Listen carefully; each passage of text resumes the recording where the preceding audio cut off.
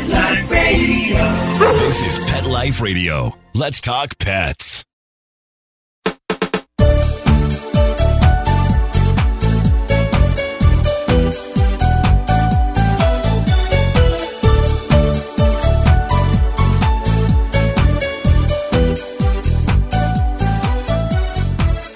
Hi, welcome to It's a Doggy Dog World. I'm your host, Liz Palaika, and with me today are my good friends, Peter Burke. Hello. And Kate Abbott. How do? And today we're going to talk about dog clubs. And we're going to have a little bit of a definition first. So, obviously, a dog club is for people who own dogs who have something in common. Could be 5 people. It could be 50 people. It could be 500 people. 4 people. My mind went to 4 people. Multiple. It could be a dog breed club, like a club for golden retriever owners. Or it could be a dog activity club, like people that are interested in flyball competition. Or it could be a Schutzen club, which is for people and their dogs who want to participate in the sport of Schutzen. Some dog breed clubs also include activities like Newfoundlands. Newfoundland clubs often include information on conformation showing, dog shows like you see on TV at Westminster, obedience competition, water rescue, and carting or draft dog information. Sometimes the clubs actually give lessons, or sometimes the clubs will bring in a trainer. So there's a variety of different types of clubs, but just as we're talking about it, remember, dog club is for all dogs and people. A dog breed club is specifically for one breed, and then the activity clubs include a specific activity or activities.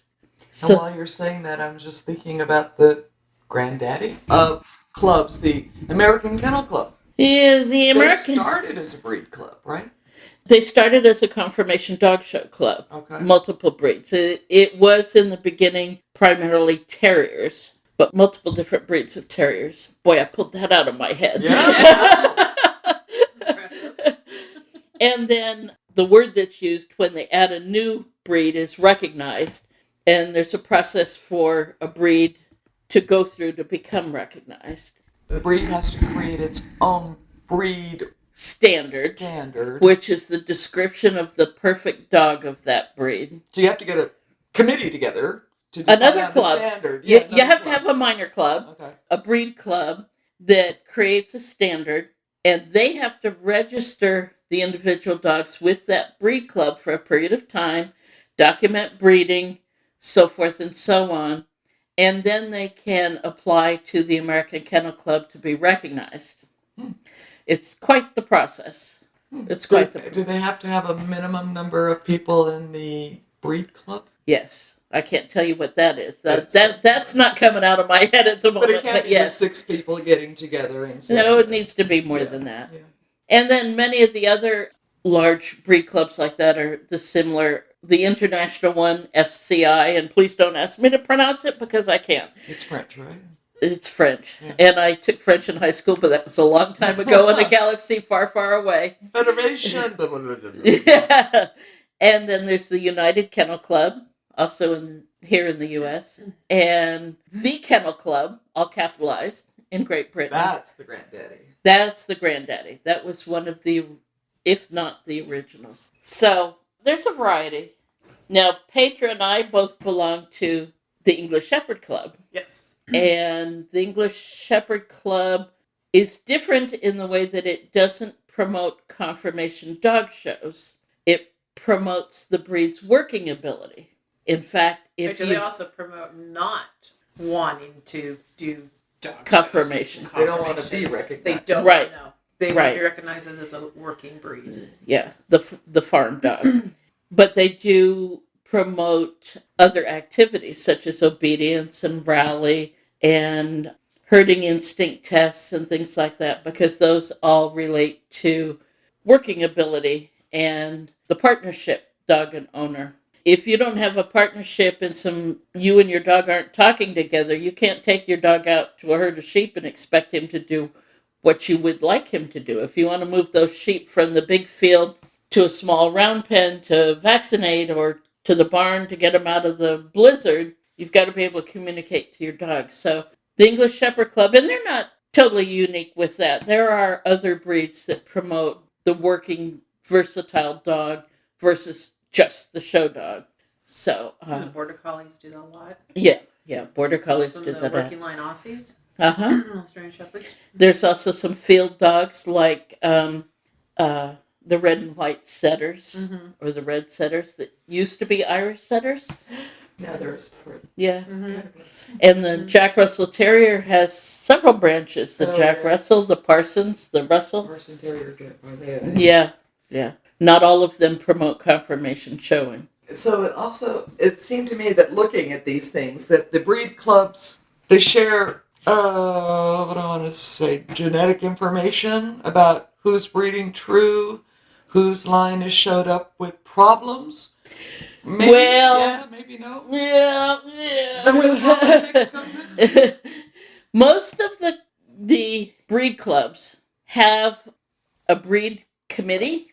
So the Australian Shepherd has a very, very active, and was one of the first and the best to have a breed research investigative type of a branch. And they still do. So as problems started popping up in the Aussies, they started researching cancer for one. But even though they have this awesome committee, it is taboo to name a specific breeder. Oh. Because you don't want to point a finger. How can you be 100% correct that the information you're sharing is coming from one breeder? Or did it come from down the lines ahead of her? So, But you can't even talk about the lineage that's showing something. well, This is not good. It might be slander. it could be slander or libel, or it could be laying blame where maybe future research doesn't show that. Okay. What it does encourage is people talk to each other. It doesn't have to be. Maybe encourage the kind of health test that would be good for your breed. Yes, and like the English Shepherd encourages that. They encourage using one of the genetic tests that shows, I know more about my dog's genetics than I do my own. Yeah. I'm not sure if I want to know that much about my own. It would have been nice to have that when we were in Aussies. Shepherds. Yeah. Yeah. Because there are genetically linked health issues. There are health issues that are assumed to be genetically linked. The MR1, MDR1, MDR1. cancer perhaps, epilepsy perhaps, but there's still so much research that needs to be done. But the biggest thing is the breeders need to talk to each other and share information with each other. And the clubs do encourage that. Most clubs also have what they call a breeder's code of ethics, which is, thou shalt not breed a dog that has blah, blah, blah, blah. And I think most ethical breeders do that. And we've known some. We've known quite a few who have done Yeah. that. We've known a few. You and I have each had an Australian Shepherd that came from similar lines that had significant health issues. And when we contacted that breeder, she immediately spayed that bitch. But she even talked to some of her other Puppy owners. puppy owners. And, Right. Yeah. we got more And of them. yes, those puppies had already been produced, but she made sure that bitch wasn't going to produce again. Right. That to me is ethical. Yeah. So the communication's important. But many dog breed clubs also sponsor or fund health research. I know the Golden Retriever Club's doing a lot because Goldens have a lot of issues right now. And the Golden Clubs are probably up there in promoting health research. Flat-coated retrievers. Flat-coated Oh, yeah. retrievers do a Huge. lot. Bernese Mountain Dogs, German Shepherds. So they do help promote that. The American Kennel Club, one of the better things that they've done as far as I'm concerned is they do have a health branch. And they fund research into a lot of the problems that affect dogs. Some might be specific breeds, some might affect a family of breeds, like perhaps all retrievers might have something in common, or like the MDR1, many of the herding breeds may have something in common. So Explain the MDR one for our listeners. No? I don't remember what the letters stand for. No. Why It's is it important? It is a gene that can be carried. There's an old saying that's been around for a long time. A farmer's saying, if a herding dog has white toes or white feet, then be leery that he could carry the MDR1 gene. So Aussies, English Shepherds, Border Collies, many of the other breeds that might have white toes, beware that that is a breed that could potentially carry it. And what it does is it causes the dog to react badly to many medications. So it's a multi-drug resistant mutation 1. Woohoo! There we go. Thank God for That's Google. why that's a mouthful I couldn't remember. Thank God for Yes. Google. So, for example, ivermectin is commonly used as an antiparasitic drug, and MDR1 dogs should never get ivermectin. It can cause neurological problems. It can be fatal. Personally, And that's an issue if you. Ivermectin is also used with horses. and if Horses the dog without eats the poop, ivermectin, the dog got right. right, Yeah. remember Even that with sheep. or sheep, Yeah. and their Anything poop. uses it. Yeah. Because we had heard about somebody whose dog Ate some sheep poo. poop just shortly after they were Yeah. given ivermectin. Myself, my dogs have all had the genetic test to show that they're not carrying that gene, so they're free of it. But I still don't give them those medications because I've known people who've had dogs that were supposedly free of it via the test and still have reactions. Friends of ours that are in class with the new puppy right now, one of their dogs, one of their Australian Shepherds, had very, very bad neurological reactions. So, May not show up, but there is a breed tendency, perhaps. yes. Yeah. And again, if you have a breed that could potentially be carrying the MDR1 gene, the genetic test will test for that. I just had a thought here. I'm making a note. I've often told people through the years that if they are interested in a breed, go find a club or group that specializes in rescuing that breed. Oh, sure. They know the Yeah. good, the bad, and the ugly. Yeah, Yeah. there you go. Yeah. Sometimes the Talk to- breeder will tell you most of the good and kind of... When I was researching one of my books, plug here, The Howl Book of Dogs, I did more research for that book than I've done for any of my other writing assignments. And I talked to breeders, interviewed breeders, but breeders are often very enthused about their breed, obviously, because they love the breed. But I would also talk to trainers. Hey, have you seen any such and such breed? And what do you think of that breed? And sometimes I had to make several calls, especially if it was a rare breed, to get some information. I also talked to the breed clubs and I talked to the rescue clubs.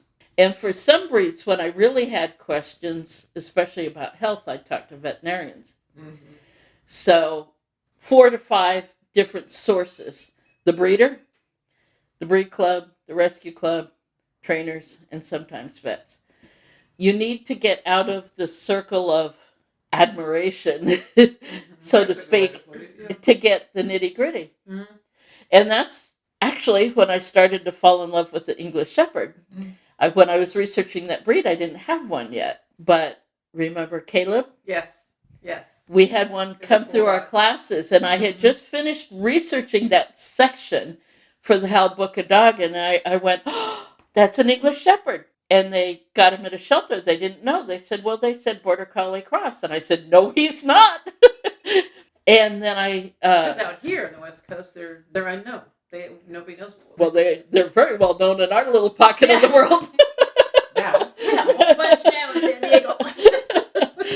And then there were a few other breeds that were not well known, and I had to dig a little farther. But yeah, talk to breeders, talk to breed clubs, then get out of that circle of influence and talk to other people. Call 3 or 4 or 5 trainers in your area. Have you ever seen a Blotzen Hound? What do you think of them? What do they seem like to train? Do they house train easily?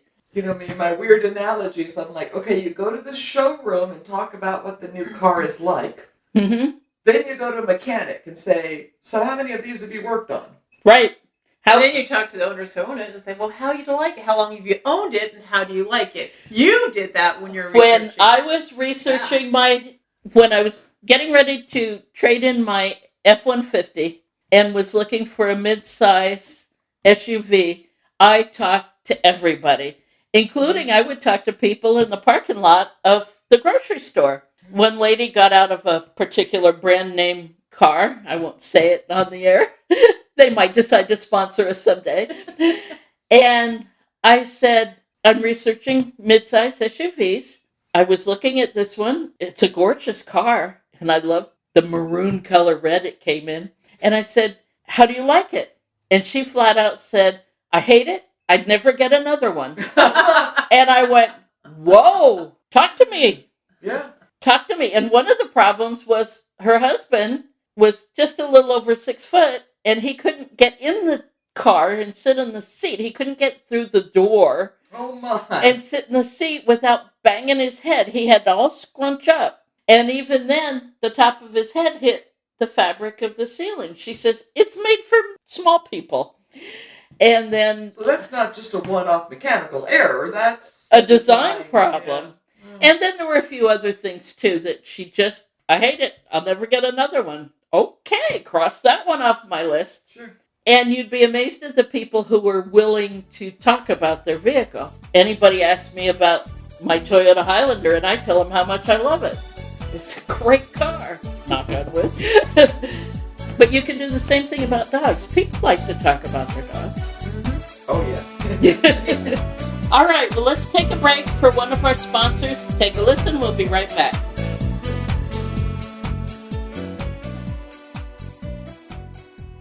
So, what's your reaction, Kate, when you hear Ben & Jerry's now has dog treats? Now I won't have to share my ice cream with them anymore. Because, you know, anybody comes near me when I'm eating my Ben & Jerry's, they're likely to get growled at. Right? No, I think it's a cool idea. I've sometimes made my dogs frozen treats or gotten some that are commercially available. But considering how much I love Ben & Jerry's, it's about time my puppy dogs got to enjoy that as well. I know my ultimate favorite one is the Cherry Garcia. Oh my gosh. Yeah, I will growl if anybody comes near me while I'm eating that. I'm a chunky monkey freak. Yeah, I like that way. But also, I love peanut butter. And did you know that one of the new dog flavors is Punch? It has peanut butter and pretzels. Ooh, and Rosie has pumpkin and mini cookies. That's M-I-N-I. I'm sure it has lots of cookies too, but they're little small cookies in there, mini cookies and pumpkin. Which I do give my boy pumpkin in his dinner, so this would actually be a nicer way for him to get it. Yeah. So I think I would qualify mine in the freezer of my ice cream, and then I'll have to label the dog's version of Ben & Jerry's as the frozen treat, doggy dessert. And one way you can tell is instead of the black and white cow on the front of the little container, it's a black and white dog. Oh my God, that's for the dog treat. So yeah, you can tell which one is which because it's their dog frozen treats are not designed for humans. Made with human quality ingredients, but not designed for humans. So you do want to keep them separate. And I can only give my boy a little bit, if I dare, of my own ice cream. My Ben & Jerry's ice cream. Because, yeah, it doesn't always set well with him. But now he has his own. He's going to have his own. All right, so go out there, buy some for your furry little friend there, and then enjoy together. Enjoy. We want to thank one of our sponsors, Macmillan Audiobooks. They have got a new audiobook coming out from Bruce Cameron.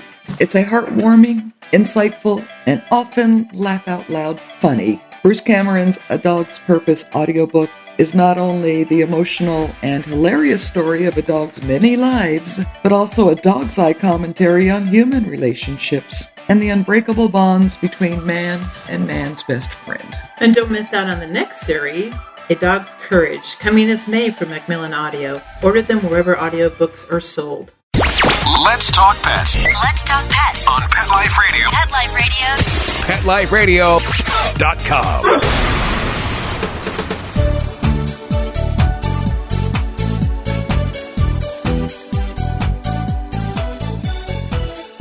Welcome back. Okay, other dog clubs, activity clubs. When I got my first German Shepherd, if you've listened to our podcast from years past, you know that my husband was overseas with the Marine Corps. I got myself a German Shepherd puppy to keep myself company, and he proceeded as a 4-month-old puppy to shred my couch to the point of taking it down to a 2x4 in Springs. Next day I got on the phone and talked to a trainer. But we took it from there. We did search and rescue. So I joined a search and rescue club, learned how to do search and rescue, got certified. For exercise, I threw a Frisbee. He loved it. So I joined a Frisbee club. He went to the California finals, the world finals. What other? Just obedience clubs. Obedience clubs. You did some Schutzen. We did Schutzen with both German Shepherds. We did Schutzen and earned titles. So dog activity clubs teach you what the activity is all about. And give you a support group and help you learn faster. Yeah, that's probably the biggest thing. Therapy dogs. Yeah, when I was making my list, I was thinking, it does kind of fall into it. It's a club. And of course, you have to pass a standard to enter, but yeah. Many activity clubs have certification procedures or titling procedures or things like that. I mean, the Frisbee clubs support the competition. You can earn things there. Schutzen trains and supports the competition. You can earn titling there. Sometimes you go to another club for the titling because not kind of fair to have your own trainer do it for you. So you go to another one for competition. But yeah, a lot of them have standards and competition things. Agility. There are a lot of agility clubs in our area anyway. I suspect there are in other. It's just a fun thing to do. Yeah, I think some people like to do it just to do something with their dogs and maybe not necessarily compete. Why not? I think a lot of these clubs, if you don't want to compete, you're not into that, but just want to experience something different with your dog. I'm at that point in life where I have absolutely no desire to compete whatsoever.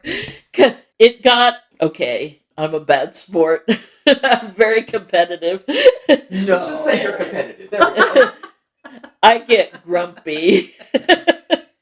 I don't take it out on anybody else. I just get grumpy. Hey, I admitted it. And so forth. Life is much better when I don't compete. My dogs and I train and we have fun, but it's much better when I don't compete. Let's just say at one obedience trial, Paul had his German Shepherd, Michi. I had my German Shepherd, Watashi. There's a placement called high in trial. That's the dog that earns the highest score from all the obedience classes. So I was entered in one class, and Watashi and I won that class. Paul was entered in a different class, and he won that class. And we each tied for high in trial. Oh, no.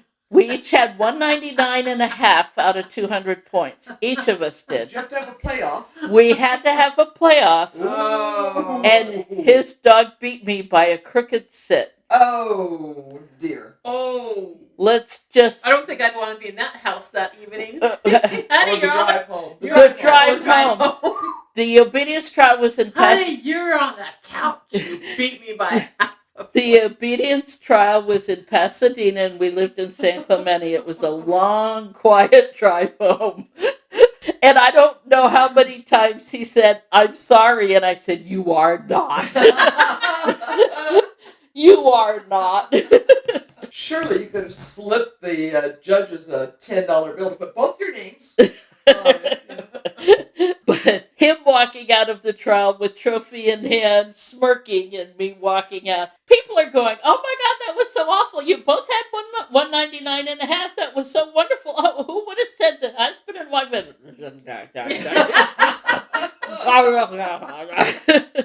Talk to me.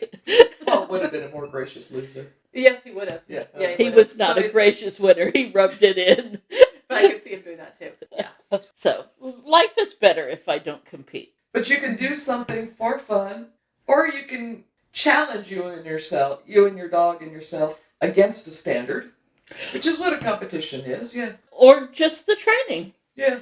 For me, the fun, and I guess that's why the last 10, 12 years I've had so much fun with trick training, is that, yes, you can compete. And at one of the English Shepherd gatherings, we went to, we did the trick training 1 competition and the trick training 2 and the intermediate and all that stuff. We did the farm dog thing, but you could do it and just don't take it seriously. Just have fun with it. I joined an agility club with Walter, but we just played. Yeah. We went to the trials, and we're like, okay, let's go have a good time. And if we won, fine. If we didn't, fine. We had a good time. Yeah, exactly. Yeah, exactly. And then you can have dogs who are by themselves competitive. Bashir with the tri-ball. Oh, right, yeah. He would play with that darn ball until he made his face raw, rubbing that ball. I will do it. Bones would do that. Hero would not. So we could mention a few groups that are out there. I mean, you've got, like you mentioned, you got the service, search and rescue, Mm-hmm. the Schutzhund, Mm-hmm. Tracking clubs. Disc dogs, the fly ball, dock diving. You know, that's Oh, dog diving is really big. Really big. Although you have to have access to the equipment. Yeah. But as a sport, I think it's gotten pretty It's good. very popular. Yeah, more people we know. Field trials. Mm-hmm. I think that's fascinating. Probably even closer to what the breed was designed to do. At least for the hunting sporting dogs. Mm-hmm. Yeah. Mm-hmm. Herding instinct tests, or for the people with the herding dogs. I like to see somebody else take my dog in for the herding instinct test if I can. Like for the ESs, our breeder will take the dogs in because I want to watch them from outside the ring. It's hard to watch them when you're in there trying to avoid the sheep trampling your feet. But if you can watch from the outside and go, whoa, look at that. Oh my God, look what he just did. Oh, yeah, catch her, yeah. I'd love to get into it. We just don't have a lot of herding around here in Southern California. Except for border collies. Yeah, but I'd love to get involved more with it. Hopefully one day. Bones wouldn't do it without me. Hero did. Hero went, yeah, go ahead, Mom, I'm in here. Bones was like, Mom, it's us. It's a partnership, Mom. Come in here, Mom.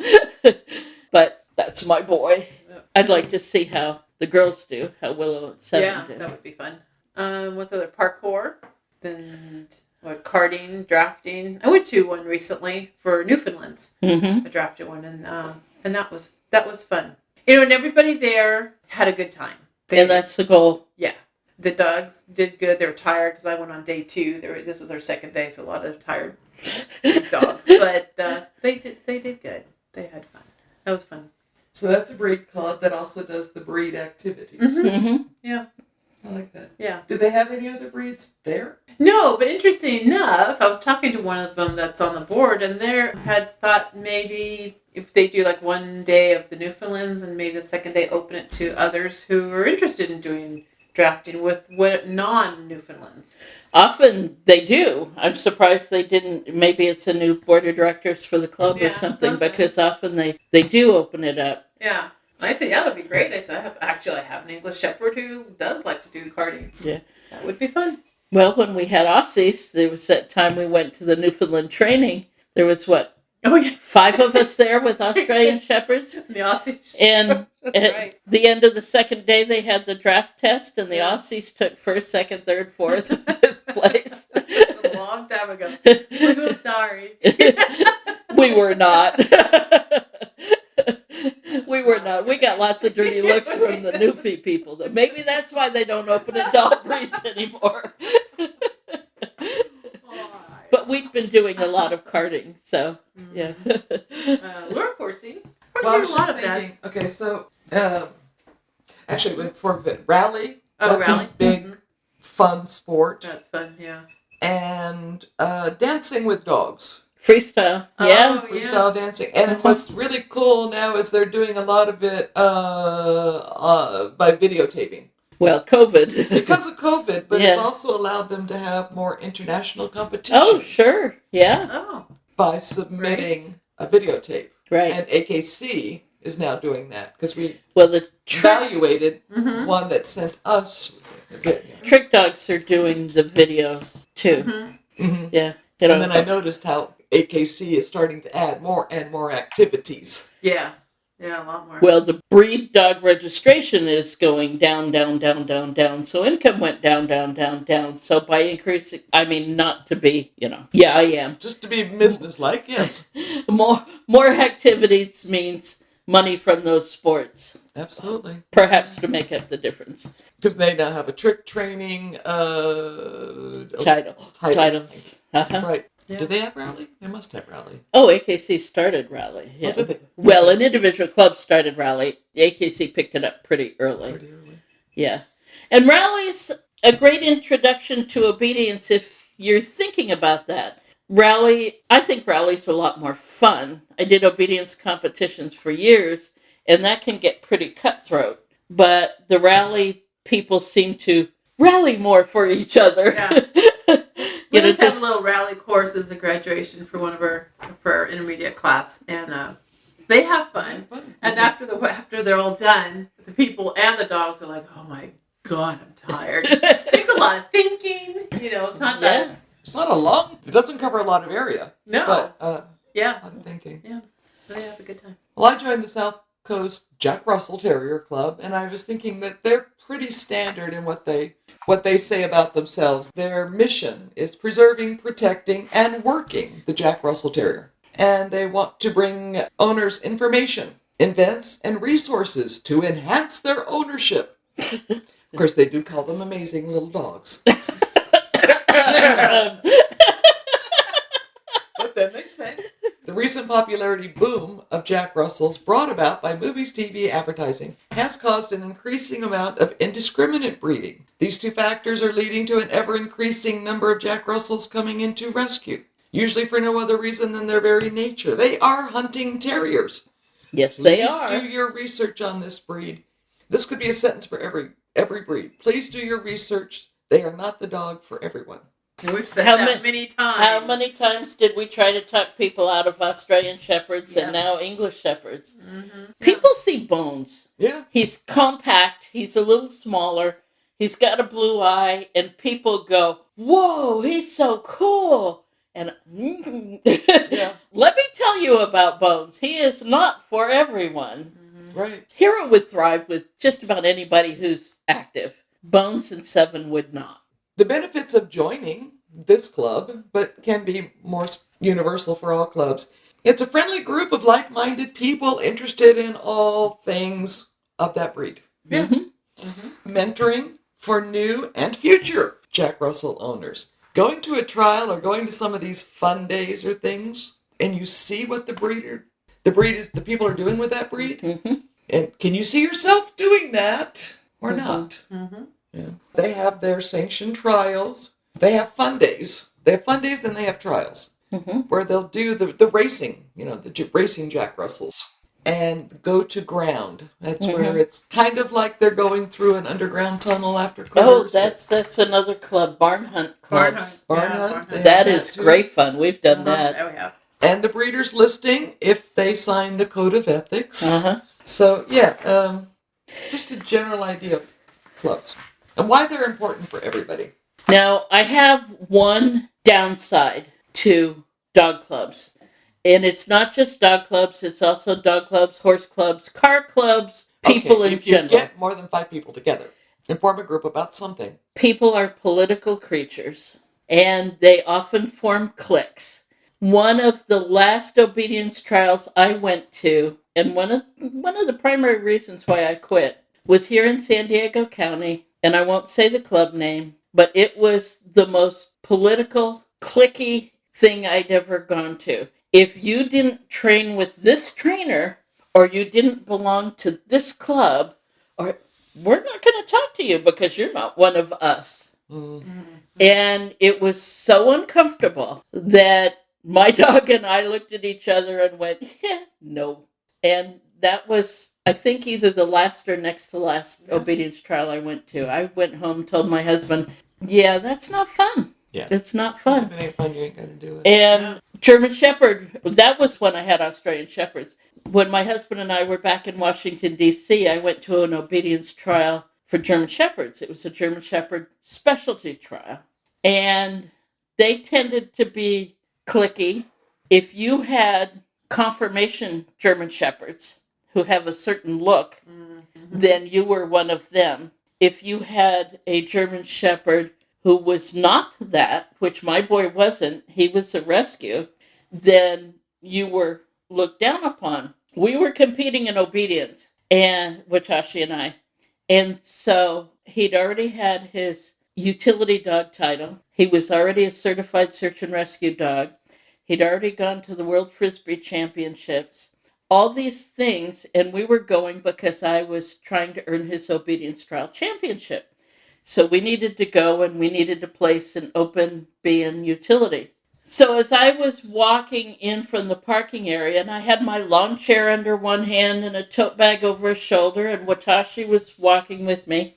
He, 100 pounds, big boy, tall, flat back, square, did not look like a conformation German Shepherd. I got looks, I got whispers. I saw him as I was walking in. They weren't trying to be obvious, but I saw it. So after we won first in Open B and first in Utility B, and we won high in trial and high combined score for the day, as we walked to the car, I walked past those show rings and went, "Good boy, yes you are, look at you." And I did that all the way to my car. Not that I was... Not that she rubs it in. No. Not that she's competitive. No. I will say that if you join a dog club of any kind, activity, breed club, whatever, sport club, and you run into it, look around. There's always somebody else like you who's hanging on the outskirts who would like to learn more, but also isn't part of the clique. Mm-hmm. You know, there are other people. It's true on Facebook. It's true for so many things. Yeah. Or worst case scenario, give up on that club and go find another one. There's lots of them. But don't let the people in the cliques or the political part of it get you down. By the way, when I was researching breed clubs and clubs for dogs in general, I came across one. I just love the name. I wrote it down. It's the Dober Nut Club. The Dober Nuts. That's awesome. I like that. Well, you know, Carol and John have Dobies. They're kind of nuts. That's awesome. And then there's kind of an offshoot. It's more of a, I don't want to say retail offshoot. But I found clubs for sports. Okay, there's one up in San Francisco. It's the Dog Pool Club. They have 2 saltwater pools. Oh. And a freshwater wading pool. So you get a membership in the Dog Pool Club, and then you can take your dog there to swim. And then they have bathing area that's part of the membership. It's like joining a fitness club. Yeah, that's a business that calls itself a club. Yeah. Yeah. And then there's Luratics. Yeah. Well, lure cursing. Yeah. Lure coursing. Yeah. Which I love their name too. Luratics. Yeah. Well, the agility, ups and downs. Ups and downs. Yeah. The clubbing. So, yeah. But still, it's bringing like-minded people together. Yeah. Yeah. Well, we've even encouraged some of our students to join a club, just to, especially this one student of ours, everyone's giving him a hard time, or his friends are, and we're like, no, she's a good dog. Get involved with a group that knows this breed. Well, I was do stuff with it, and so I hope he does. And that's the other one last thing that cracks me up. Okay, at least my experience, the Golden Retriever Club in the area, they get together and go for strolls. Stroll. Well, stroll. That's cute. The Malinois people go for a hardcore hike up a mountain. Yeah, exactly. We go hiking. And remember, years ago, the Havanese Club used to come and rent a portion of our field when Saturday afternoon classes were over. What did they do? They brought in tables and potluck. And potluck. One time they had it catered. Yeah. And basically they sat down with glasses of wine and just admired their dogs running and barking. Yeah. And that was their club. Yeah. They enjoyed themselves. It all worked out. Yeah. The English Shepherd Gathering, we drive for 1,000 miles to meet with them to do silly things. We do. We do. All right, well, our time's up. Look into a dog activity club or a dog breed club. You know, if you want to learn more about your breed, if you're thinking about a particular breed, if you're thinking about a particular sport. And just like I say, beware of the cliques, the politics, It happens everywhere. People are political. I mean, no matter what. All right? And have a good time. So that's it. Bye-bye. Bye-bye. Having a rough day?